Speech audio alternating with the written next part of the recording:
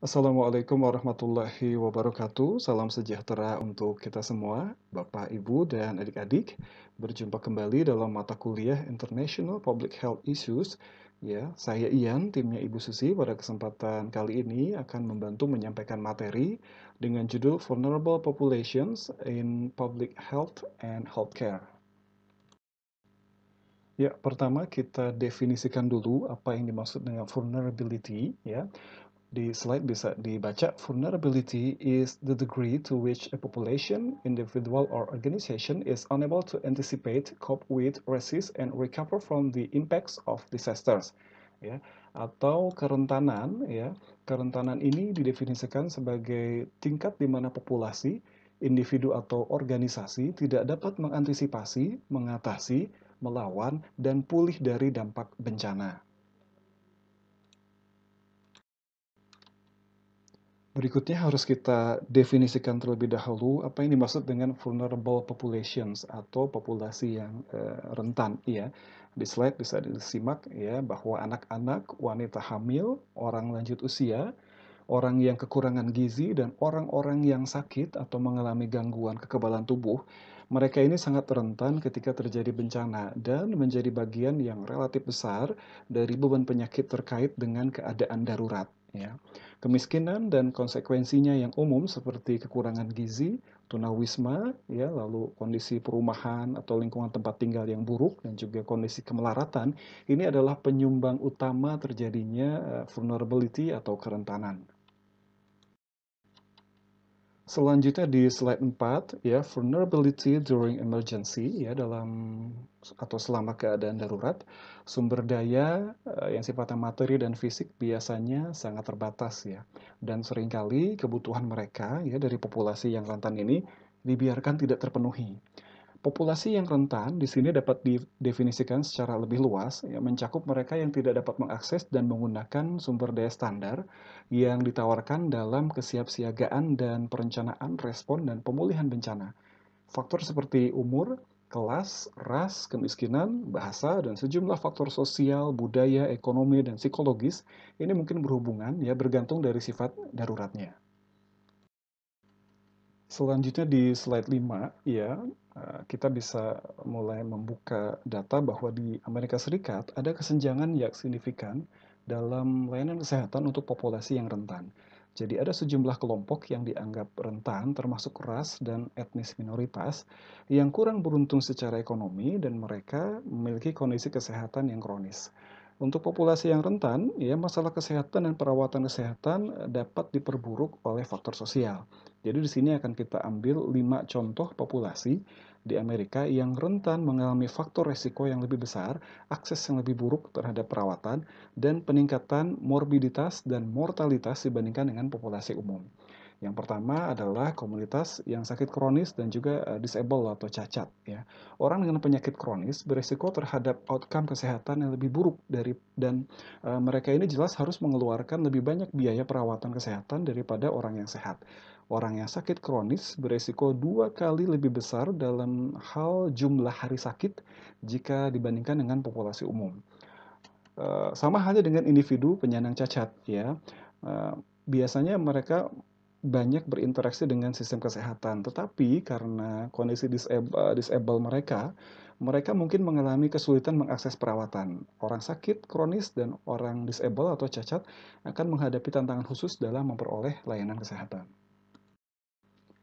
Selanjutnya, vulnerable populations in US healthcare yang kedua adalah individu berpenghasilan rendah dan atau tunawisma. Secara umum, individu berpenghasilan rendah lebih cenderung memiliki penyakit kronis dan dampak dari penyakit tersebut bisa lebih parah. Orang-orang dengan pendapatan rendah juga sering ya secara tidak proporsional adalah ras dan etnis minoritas. Karena berpenghasilan rendah, mereka mungkin kurang memiliki cakupan dan sebagai akibatnya memiliki lebih sedikit interaksi dengan sistem perawatan kesehatan. Orang dengan pendapatan lebih rendah juga lebih cenderung memiliki co-occurring conditions ya, yang berarti mereka juga mungkin memiliki masalah kesehatan perilaku, juga memiliki masalah seperti depresi atau masalah penggunaan narkoba dan juga kondisi medis kronis seperti obesitas atau diabetes. Karena orang yang mengalami tunawisma mungkin tidak memiliki tempat yang aman untuk tinggal, mereka berada pada resiko yang lebih tinggi terhadap outcome yang merugikan yang berhubungan dengan kesehatan. Jadi pada tahun 2017, Departemen Perumahan dan Pengembangan Perkotaan Amerika Serikat melaporkan bahwa hampir 554.000 orang di negara itu kehilangan tempat tinggal dalam satu malam. Orang-orang ini lebih kecil kemungkinannya untuk memiliki sumber perawatan reguler dan lebih besar kemungkinannya untuk mengabaikan perawatan. Selain itu, sulit untuk menjangkau individu tunawisma. Kenapa? Karena mereka sering merasa terstigma negatif atau merasa tidak diterima. Selanjutnya, vulnerable populations in US healthcare. Yang ketiga adalah komunitas geografis tertentu. Orang Amerika yang tinggal di daerah perdesaan seringkali memiliki kesehatan yang lebih buruk daripada populasi umum. Alasan perbedaan ini adalah bahwa populasi perdesaan mengalami isolasi geografis, ya, memiliki status sosial ekonomi yang lebih rendah, memiliki kesempatan kerja yang lebih terbatas, dan cenderung lebih tua. Yang memperburuk masalah di masyarakat perdesaan adalah kenyataan bahwa populasi ini mengalami kesulitan dalam mengakses perawatan. Ya, The New York Times melaporkan bahwa orang-orang di pedesaan Amerika, terutama wanita hamil, jauh dari perawatan. Selain fakta bahwa 85 rumah sakit perdesaan telah ditutup di tahun 2010, kurang dari setengah dari daerah pedesaan memiliki rumah sakit yang menawarkan perawatan kebidanan. Penduduk asli Amerika yang hidup dengan reservasi juga rentan. Layanan Kesehatan Indian telah mencatat bahwa orang Indian Amerika dan Alaska memiliki status kesehatan yang lebih rendah jika dibandingkan dengan orang Amerika lainnya. Mereka memiliki harapan hidup yang lebih rendah, yaitu hanya 5,5 tahun lebih sedikit daripada populasi semua ras, dan pendidikan mereka tidak memadai, tingkat kemiskinan lebih tinggi, dan perbedaan budaya juga menyebabkan beban penyakit yang tidak proporsional. Penduduk asli Amerika juga memiliki masalah dalam mengakses perawatan, sebagian karena program kesehatan mereka kekurangan dana, tetapi juga karena seperempat dari penduduk asli Amerika telah melaporkan mereka mengalami diskriminasi ketika mereka pergi ke dokter atau klinik kesehatan. Populasi keempat adalah populasi LGBTQ+, ya. Ini ada Q-nya. Apa itu Q? Ya, selain LGBT, Q itu adalah orang-orang yang tidak mau didefinisikan gendernya apa. Mungkin kalau di KTP tidak menuliskan jenis kelaminnya begitu ya. Dan LGBTQ+, plus itu adalah bersama reng-rengannya lah ya, teman-teman yang mengalami kondisi hampir sama. Jadi hampir satu dari 5 anggota komunitas LGBTQ+ ini menghindari perawatan medis karena mereka telah mengalami atau takut menghadapi diskriminasi, ya. Di dalam komunitas LGBTQ sendiri ada juga perbedaan ras yang signifikan. Misalnya, perempuan transgender kulit hitam ini secara tidak proporsional dibebani dengan HIV, ya. Healthy People 2020 melaporkan bahwa diskriminasi terhadap orang LGBTQ dikaitkan dengan tingginya tingkat gangguan kejiwaan, penyalahgunaan zat, dan angka kematian atau bunuh diri. Ya. Beberapa faktor penentu sosial yang mempengaruhi kesehatan komunitas LGBTQ termasuk diskriminasi dalam akses ke perumahan yang aman dan kekurangan penyediaan layanan kesehatan yang berpengetahuan luas dan kompeten secara budaya dalam kesehatan LGBT. Jadi tenaga kesehatannya banyak yang juga belum aware atau belum siap menghadapi pasien-pasien seperti populasi tersebut. Sebuah studi baru-baru ini telah menemukan bahwa orang-orang yang tampil sebagai transgender atau gender yang tidak sesuai sebelum usia mereka ke-18 ya, mereka memiliki prevalensi yang lebih tinggi untuk gangguan kesehatan mental, termasuk kecemasan, depresi, gangguan kekurangan perhatian jika dibandingkan dengan rekan-rekan yang normal gitu. Populasi yang terakhir, yang kelima, adalah populasi yang sangat muda atau masih muda dan yang sudah lansia. Ya. American Public Health Association telah berfokus pada bagaimana perubahan iklim bisa mempengaruhi populasi yang rentan tersebut ya, seperti anak-anak.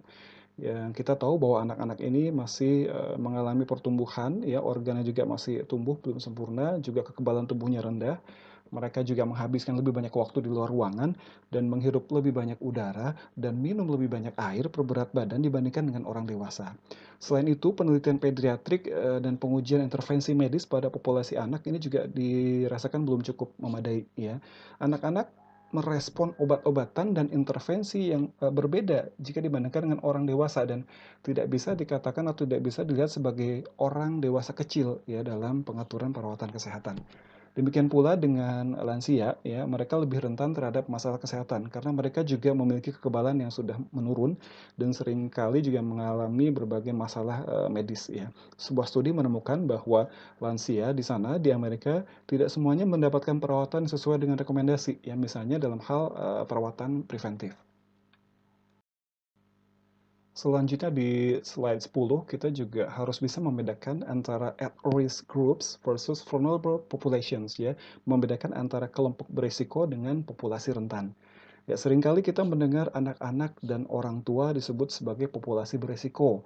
Apakah berisiko ini sama dengan rentan? Ya, nah, jika tidak sama, lalu apa perbedaan di antara kedua konsep tersebut? Nah, ada sebuah teori, ya, menurut Organisasi untuk Kerjasama Ekonomi dan Pembangunan, definisi risiko sepenuhnya tergantung pada paparan. Jika dan hanya jika seseorang terpapar ancaman, seseorang beresiko mengalami hasil dari ancaman itu. Sebagai contoh, seorang manusia yang hidup beresiko mati, ya, tetapi hanya orang yang menikah secara resmi yang beresiko mengalami perceraian. Nah, menurut Organisasi Kesehatan Dunia atau WHO, risiko didefinisikan sebagai setiap atribut, karakteristik, atau paparan individu yang meningkatkan kemungkinan timbul penyakit atau cedera. Ya, misalnya orang yang terinfeksi HIV ini beresiko terhadap infeksi oportunistik tertentu berdasarkan sistem kekebalan tubuhnya.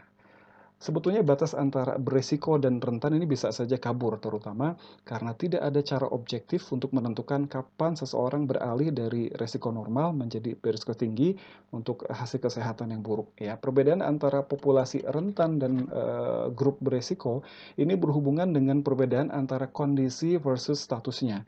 Kerentanan mengacu pada kondisi atau keadaan umum seseorang, seperti usia, jenis kelamin, ya. Misalnya manula, rentan karena kapasitas fisik mereka yang sudah turun, ya. Sementara itu resiko mengacu pada penyebab spesifik yang menyebabkan seseorang terpapar. Misal, orang yang tinggal di rumah katakanlah banyak kacanya ini terpapar resiko pelemparan batu, seperti itu.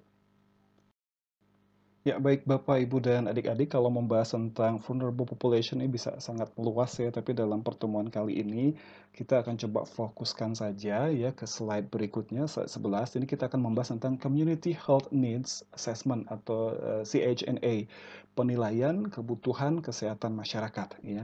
Ini adalah proses sistematis yang melibatkan masyarakat untuk mengidentifikasi dan menganalisis kebutuhan dan aset kesehatan masyarakat, memprioritaskan kebutuhan dan mengimplementasikan rencana untuk memenuhi kebutuhan kesehatan masyarakat yang belum terpenuhi.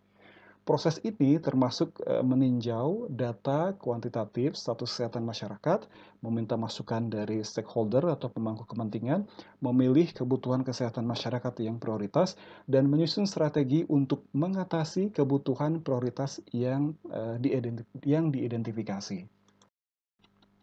Selanjutnya dalam CHNA, kita mengenal ALUR atau pathway, Community Health Assessments and Implementation Pathway, ya.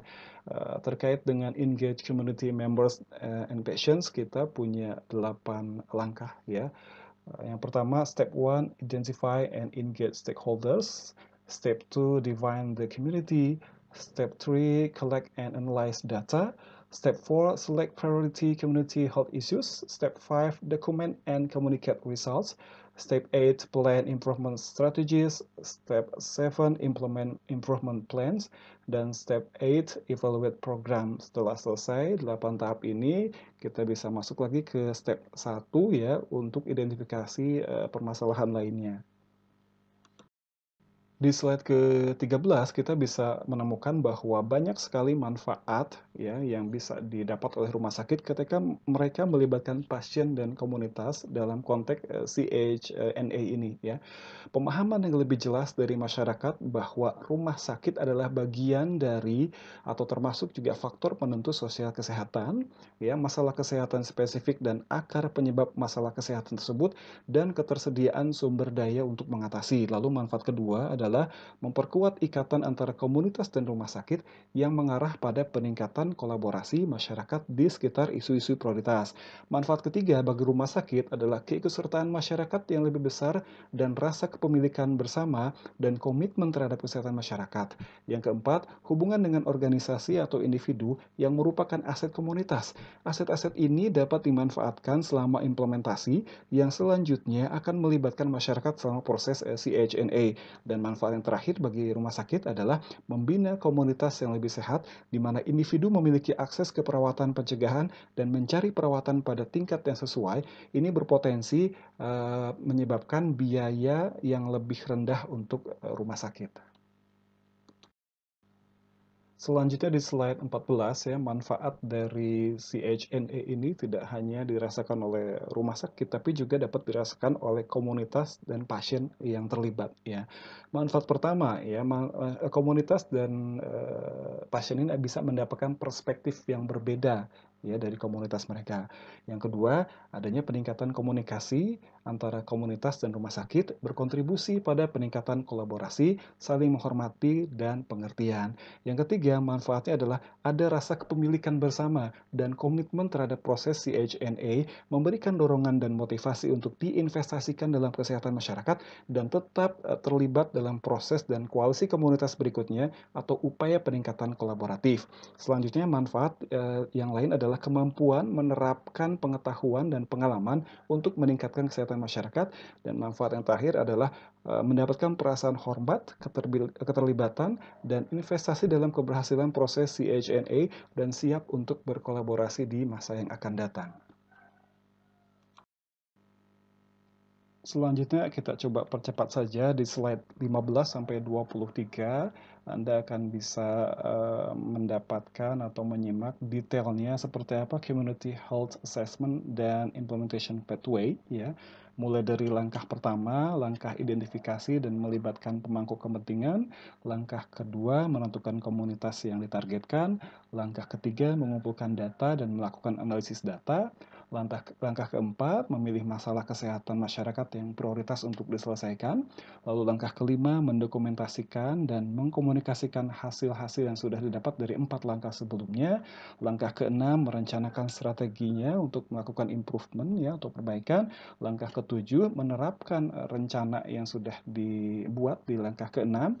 Dan langkah kedelapan adalah melakukan evaluasi kemajuan yang didapat. Sehingga nanti di akhir langkah kedelapan ini kita bisa melakukan atau merencanakan ini perubahan atau improvement apa lagi yang bisa kita lakukan ya untuk proses CHNA berikutnya.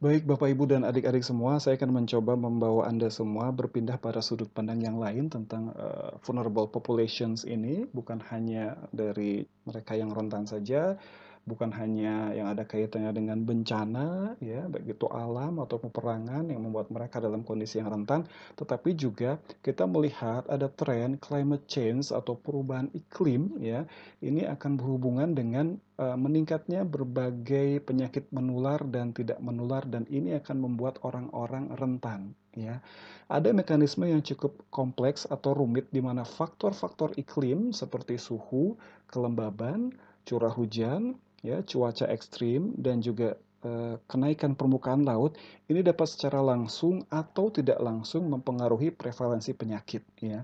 Proses identifikasi terhadap komunitas dan tempat-tempat yang rentan terhadap perubahan iklim ini dapat membantu pihak berwenang, misalnya pemerintah gitu ya, untuk bisa menilai dan melakukan tindakan pencegahan ya, dampak negatif dari perubahan iklim terhadap kesehatan masyarakat.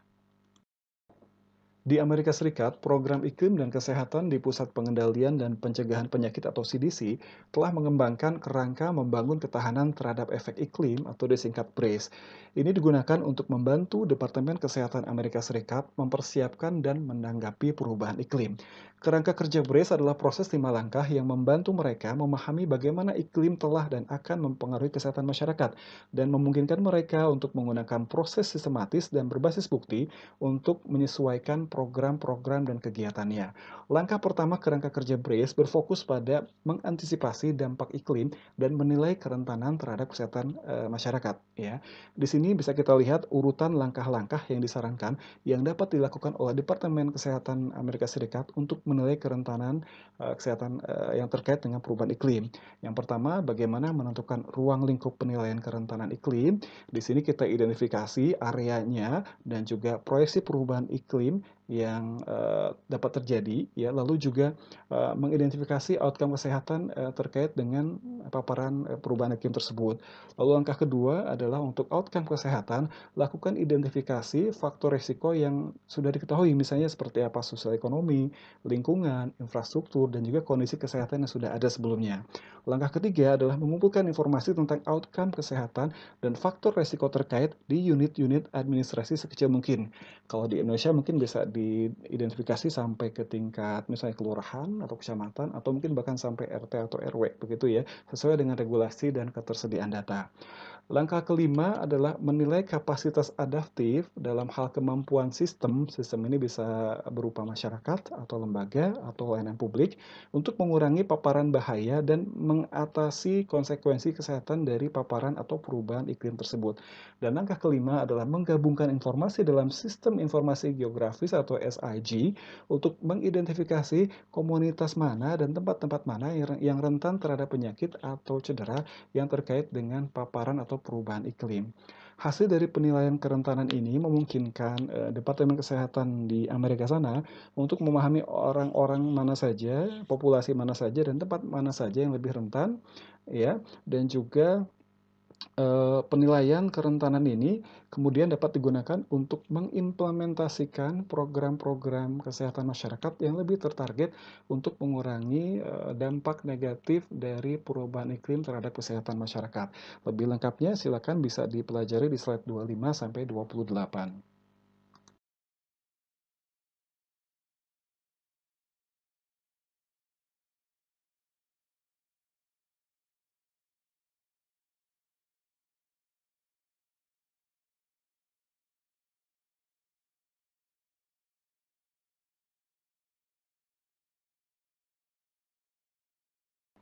Baik, Bapak, Ibu, dan adik-adik semua, itu tadi materi yang bisa saya sampaikan terkait dengan vulnerable populations in public health and healthcare. Tadi sudah saya beri gambaran besar yang terjadi secara global, ya, secara internasional, dan kita ambil contoh spesifik yang ada di Amerika Serikat, sampai kepada hal-hal teknis bagaimana kita sebagai tenaga kesehatan masyarakat nanti bisa melakukan peran, ya, dan fungsi untuk mengelola populasi-populasi yang rentan ini sehingga mereka mendapatkan layanan kesehatan yang cukup dan tujuan atau target-target pembangunan kesehatan terutama untuk segmen populasi rentan ini juga bisa tercapai dengan baik. Itu saja, kita kembalikan pada forum diskusi, nanti silakan akan dipandu oleh moderator atau koordinator mata kuliah ya. Terima kasih. Wassalamualaikum warahmatullahi wabarakatuh.